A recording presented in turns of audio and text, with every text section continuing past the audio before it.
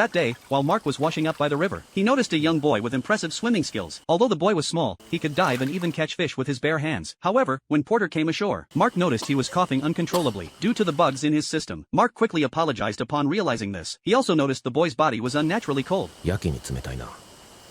水に入ってたにしろ。 But fortunately, the boy was unharmed. His mother rushed over in a panic, and Porter handed her the fish he had caught. Suddenly, Mark noticed the boy had webbed hands, and his speech was a bit slurred. He called out to them and decided to follow them home. The boy's mother, initially suspicious of Mark, had always been worried because people in their village often mocked Porter just for being different from the other children. But when Mark offered a way to cure Porter's condition, his mother agreed to let him stay. Porter's body temperature was abnormally low. He had trouble speaking, drank excessive amounts of water every day, and even had webbed hands. These symptoms matched the ones described in medical books. That night, as Porter fell asleep, Mark observed that he subconsciously moved his hands as if swimming, and liquid began to drip from his eyes. However, the liquid didn't stay on the bed, but soaked into the floor. Mark understood now. Porter was infected with a parasite called the rainworm. These tiny creatures were invisible to the naked eye, but they would travel with the rainwater to the river, eventually gathering in the sea to breed. They would evaporate as water vapor, and fall back to the river as rain. Some of these worms even parasitize large fish, ensuring they are not easily eaten. Others attach themselves to people who are about to drown, and even if those people are later saved, they still exhibit symptoms like Porter's. These symptoms are incredibly difficult to treat, and the only way to get rid of the parasites is to wait for a flood. When a flood happens, the worms will leave the body, trying to return to the sea. However, Mark couldn't predict when the flood would come, so for now, he could only prepare some medicine to help alleviate Porter's condition. That night, Porter dreamed of swimming, and when his mother woke up, she found him missing.